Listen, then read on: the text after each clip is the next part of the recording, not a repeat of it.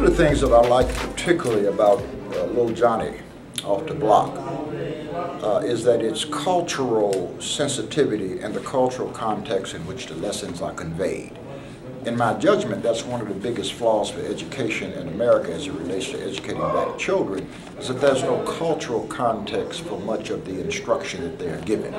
And so with Lil Johnnie, particularly given the urban experience, our young people are given an opportunity through a group process to go through this material, and each lesson brings with it a fairly typical, unfortunately, urban experience that all of these young people can relate to. So in our group setting, by using that as a basis of our discussion, we get to reconstruct things that they experience all the time, and then have the participants to discuss that experience in a safe setting where we can get a sense of what that person's experience and how they're relating to the conversation. One of the lessons that I like very much is bad influence. And unfortunately, too many of our children are having to leave home and live in a community every day where they're constantly bombarded with bad influences. And young people who grow up in broken families, unsupported families, oftentimes don't have the benefit of what should ordinarily be good home training at home. But of course, when the family system breaks down, then so does the ability to provide that good home training.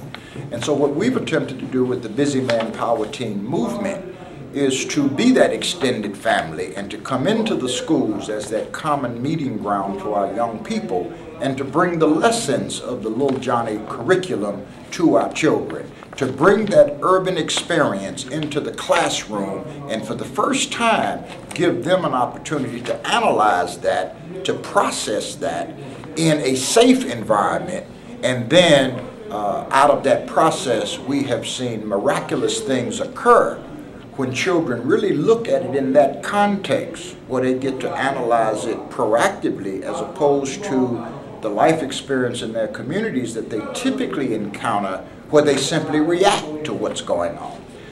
The other thing is many of our children have grown up believing that many of the lessons in Lil Johnnie are just the normal and typical experiences of black life in the world, when in fact it is not. It is unique to a particular urban culture. Unfortunately, too many of these young people have found their lives trapped in. It is our job as a community is to begin to provide some insulation, number one, instruction, number two, and now a whole community must stand up and surround these young people, and we have to now provide better opportunities for our young people to live constructively. We must teach them how to make money honestly. You know, the kind of money the typical guy is making on the corner, being the lookout man for the crack operation or being the one peddling the bags, he ain't making no money. He's put in a position where he may get enough money to eat, but that's the highest risk position to be in. What we find, this is such a powerful piece of material, and I certainly commend its author, Mr. Lawton, Merritt, and the professionals at Marquette University who assisted in actually formulating this curriculum. We have found the reception to the content overwhelming. We as practitioners have found the material quite useful, and the young people find it so easily to engage them because there's nothing new in Lil Johnnie off the block. What is new now is a different opportunity to look at the same experiences and draw some valuable and powerful lessons from it.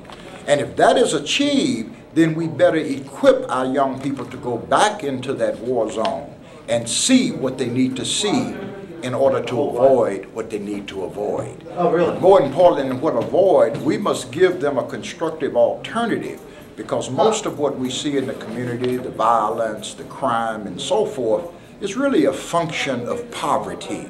And this poverty is actually an outgrowth of the same evil, institutional racism. And so our community is like a plantation. It's a breeding ground that provides the raw material to continue to cause the factories of human destruction to continue to work so well. All you have to do is open your eyes a little bit. Look at our communities. They're over-policed, they're over-militarized, Recently, we had a community calling for the National Guard.